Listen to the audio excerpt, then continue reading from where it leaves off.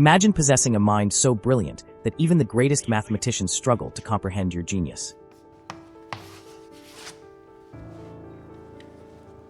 But I hadn't completed that proof. How do you know? I don't know. I just do.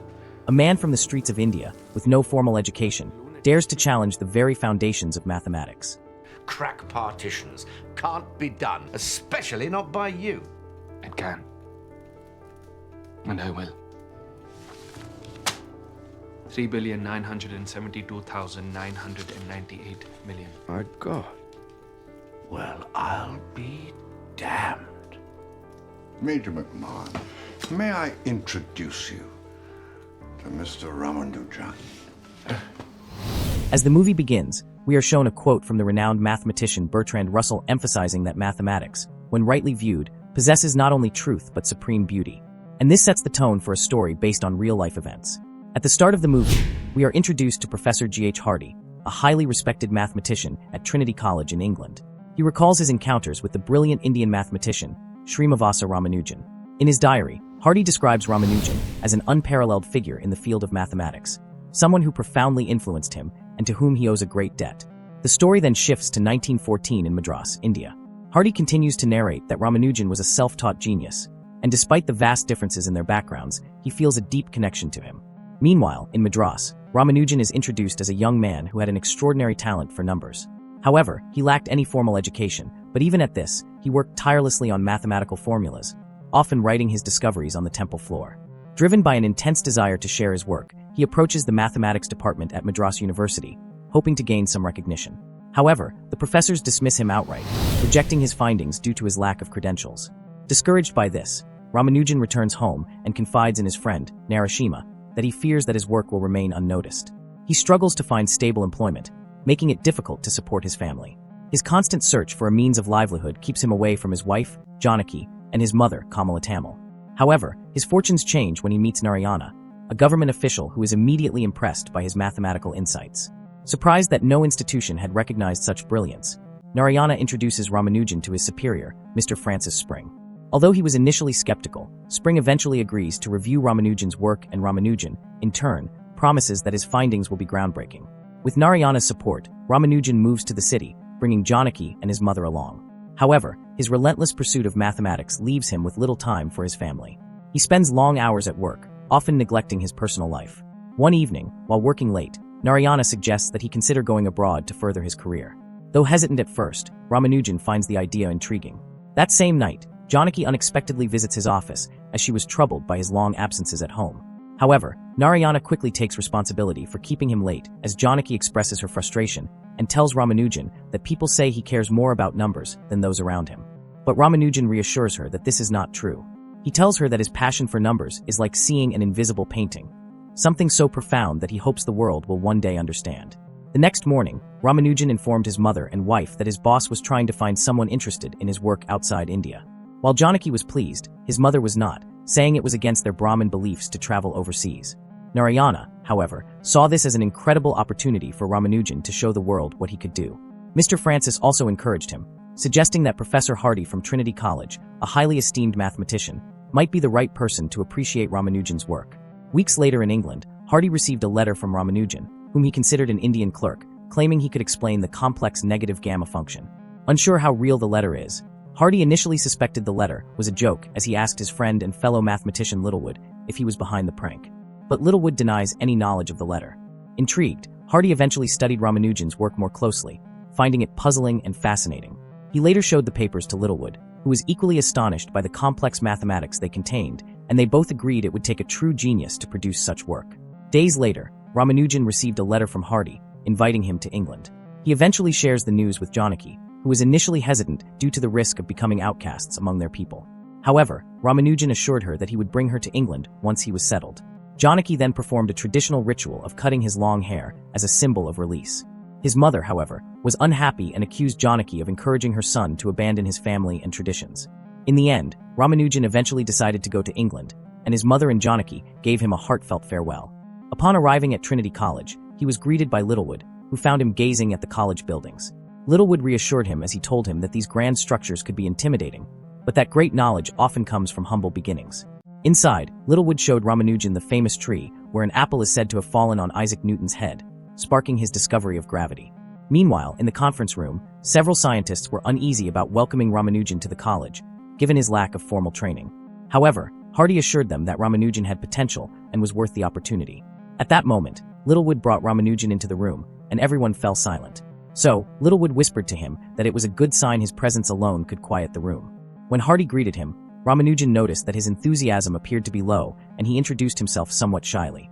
This made Ramanujan feel uncomfortable, and he asked Littlewood if he had done anything wrong. But Littlewood reassured him that everything was fine.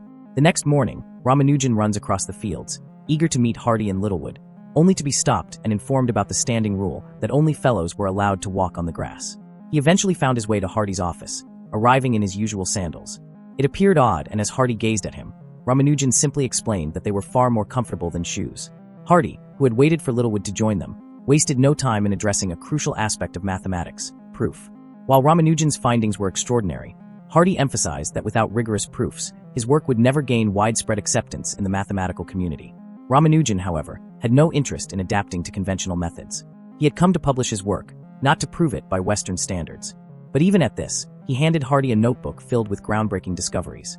As Hardy and Littlewood flipped through the pages, they realized the depth of what they were seeing. The sheer volume of work would take years to decipher.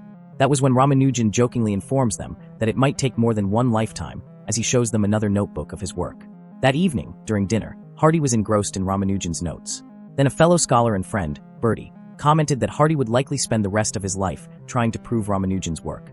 Meanwhile, Ramanujan joined the dinner and met two young scholars, Chandra Mahalanobis and Andrew Hartley, who warmly welcomed him. Hartley, who was familiar with Hardy's background, speculated that Hardy must have seen a bit of himself in Ramanujan, an outsider who had succeeded purely through sheer talent. When Ramanujan declined the meal due to his vegetarian diet, Hardy later checked in on him as he wanted to ensure that he was comfortable in his room. The next day, Ramanujan attended his first lecture with enthusiasm but didn't take notes. Professor Howard took notice and, assuming Ramanujan wasn't paying attention, invited him to contribute. Since he was unfamiliar with Howard's reputation, Ramanujan confidently took the chalk and completed the proof on the board. While his solution was correct, Howard was unimpressed. Rather than praise his brilliance, he warned Ramanujan never to interfere in his class again. Feeling humiliated, Ramanujan rushes into another room where he finds a statue of Newton, and there he reflects on the expectations on his shoulders. Later on, Ramanujan shared the incident with Hardy, who reminded him that while his intuition was remarkable, intuition alone wouldn't be enough. Without proper proof, his work would always be doubted. Then, Hardy asked him why he thought people resisted their efforts. Ramanujan said that it was because he was Indian. Although Hardy acknowledged his view, he insisted that it was majorly because their ideas challenged the long-established norms. To inspire him, Hardy spoke of mathematical pioneers like Euler and Jacobi, who had faced similar struggles. He encouraged Ramanujan to keep attending lectures and avoid conflicts with professors. He then took him to the library, as he showed him the vast collections of great scientists. Then tells him that there's a high chance that one day, Ramanujan's own work would be among them. In the meantime, Janaki continued writing to Ramanujan, sending letters filled with love and updates from home. Inside one of the letters, she enclosed a piece of her clothing, which eventually serves as a piece of connection between them, and she also promised that, in time, she would come to England. One day, Ramanujan eagerly presented Hardy with a new formula on partitions. But Hardy was not interested in unproven work, and he dismissed it. Disappointed by this, Ramanujan left with a feeling of frustration.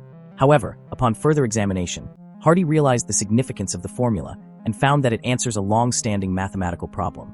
Acknowledging his mistake, Hardy continues to encourage Ramanujan to persist, as he tells him that his discoveries were more valuable than even he had initially realized. Although Ramanujan started submitting proofs, Hardy often marked them with corrections. One day, Ramanujan expressed his frustration with the rigorous process, explaining he wasn't used to proving his insights. Hardy explained that he was being strict for Ramanujan's benefit, and admitted he didn't believe in divine intuition. Ramanujan responded that he believes that Hardy does believe in God, just that he thinks God doesn't love him. Eventually, Hardy gives him a paper where he had forwarded Ramanujan's work. The young scholar was thrilled to see that his work was finally published, and he couldn't contain his joy as he continuously thanked Hardy for the help. Back in India, when Narayana shared the news, Ramanujan's mother celebrated with her neighbors, but Janaki felt slighted by her mother-in-law's attitude toward her. Confused by the treatment, Janaki continued writing letters to Ramanujan. Despite the start of World War I, she assured him she would come to him when it is possible and reminded him that she still loves him. One of the days, while feeling lonely, Janaki went to the temple where Ramanujan used to spend most of his time, hoping to feel his presence. She later gave a letter for Ramanujan to his mother to mail, and even offered to help with some work, but the mother declined. After Janaki left, the mother placed the letter in a box and hid it away instead of mailing it. Meanwhile in England, Ramanujan noticed the vegetable markets were nearly empty, with most supplies sent to soldiers fighting in the war. He also found no mail for him at the post office, making him wonder why Janaki had stopped writing. As he left, some English soldiers bullied him and eventually beat him up, saying he didn't belong there while they went off to fight in the war.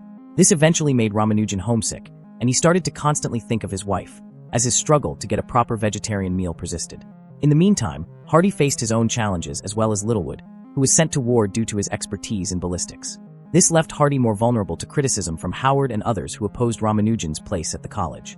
In a letter, Littlewood advised Hardy to focus on Ramanujan's strengths in positive integers rather than primes. During one of their conversations, when Hardy urged Ramanujan once again to provide proof rather than relying on intuition, Ramanujan was left frustrated as he accused Hardy of being self-centered and not caring about anyone else. He then reminds him of the sacrifices he made to be there, including leaving his wife. In the meantime, we see that part of the college is now being used to treat wounded soldiers from the war. The next morning, Ramanujan left some of his work with Hardy, but began to distance himself afterward. Hardy, realizing he may have gone too far, discussed it with his colleague, Bertie, who advised him to give Ramanujan more freedom and support rather than trying to mold him. One day, Hardy introduced Ramanujan to Major McMahon, an expert in partitions.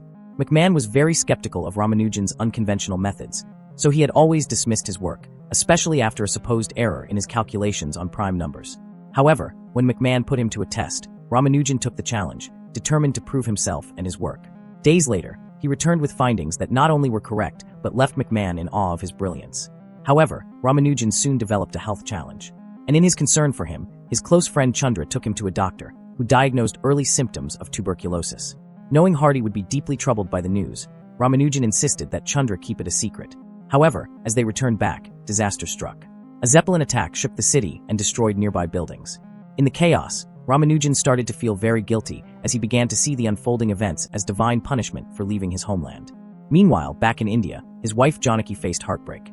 She was repeatedly told by her mother-in-law that Ramanujan hadn't responded to any of her letters, and with each day, her hope started to fade as she felt very much abandoned. Back at Cambridge, Hardy continued to acknowledge Ramanujan's potential and even started to push for him to be awarded a fellowship. But despite his efforts, the application was rejected. And with each passing day, Ramanujan's health condition worsened. He suffered from a persistent fever and began coughing up blood.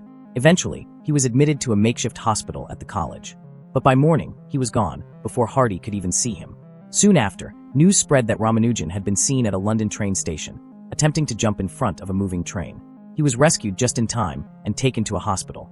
Hardy rushed to see him, and that was when the doctor delivered the devastating news that Ramanujan's condition had reached a critical stage, and only a miracle could save him. Hardy is heartbroken by the news, and he eventually decides to stay with him while he recovers. The next morning, Ramanujan regained consciousness. Seeing Hardy by the window, he weakly apologized for the distress he had caused. But Hardy dismissed it, as he said that he was simply relieved that Ramanujan was alive. Soon, he was transferred to Oxford, where despite his fragile state, he continued working. Eventually, Bertie is transferred to another college, and it was during this time that most people at the college realized that Ramanujan is on the verge of a major breakthrough in mathematical partitions. One evening, Hardy visited Ramanujan's room and was surprised at how cold it was. Overcome with guilt, he admitted that he had failed as a friend, focusing solely on mathematics. In response, Ramanujan revealed the source of his inspiration, his God. He then explained that his mathematical insights came to him in dreams or through prayer. Hardy, who is still very much skeptic, admitted that although he struggled to believe in the unseen, he believed in Ramanujan. And before leaving, Hardy handed him a letter. As Ramanujan opened it, his heart sank. It was from Janaki. Inside, she had poured out her sorrow, as she wondered why he had seemingly abandoned her. Unable to bear the pain any longer, she tells him that she had left to stay with her brother, hoping to find the peace that Ramanujan's mother had denied her. Despite this painful news, Ramanujan continued his work through cold nights, eventually ending up in the hospital again. This time, however, he had managed to complete substantial proofs for his partition theories. Hardy presented this work to McMahon, who was amazed. Now with proof in hand, Hardy suggested that Ramanujan should now qualify as a fellow. If not at Trinity College, then perhaps at the Royal Society. So, he began organizing a meeting and even invited Littlewood to support Ramanujan's case. When the board gathered, Hardy gave a heartfelt lecture about Ramanujan's influence on his life and thinking. He described pure mathematics as an endless quest for absolute perfection, a vision embodied in Ramanujan's work. Hardy concluded by challenging the board, asking who they were to question Ramanujan, or by extension God. After the presentation, Hardy waited outside while the board deliberated. McMahon spoke in favor of Ramanujan, especially when Howard and others expressed doubts. Eventually, Littlewood emerged to inform Hardy that the board's meeting had concluded, and Hardy re-entered the room feeling hopeful. Later, Hardy dashed to the post office to send a message to Ramanujan, who was in the hospital. When Ramanujan opened the note, he said the words, "I am a fellow of the Royal Society," as he was both surprised and filled with gratitude. Meanwhile, back in Madras, Janaki received a letter from Ramanujan. She then learned that her mother-in-law had been withholding her recent letters to him, and this left her furious. So she confronted her mother-in-law, who admitted she had feared that if Janaki joined Ramanujan, he might never return to India.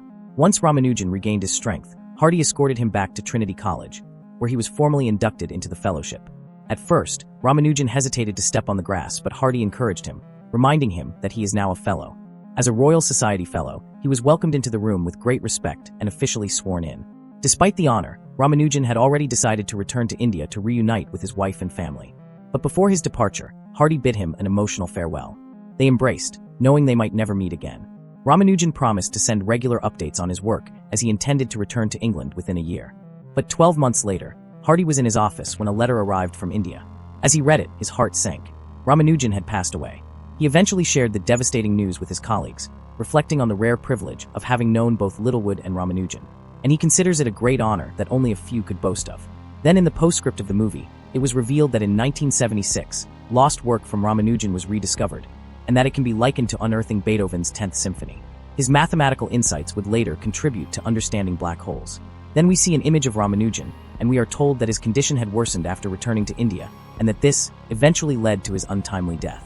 So following tradition, his wife Janaki never remarried. Both Hardy and Littlewood remained lifelong friends, and the 5 years Ramanujan spent with Hardy would continue to inspire mathematicians for generations. And that is the incredible story of the man who knew infinity, a tale of a genius with an unbreakable spirit who changed the world of mathematics forever. If you enjoyed the recap, consider dropping a like on the video and subscribing to the channel. Also turn on notifications to know when next we upload a video. Thanks for watching.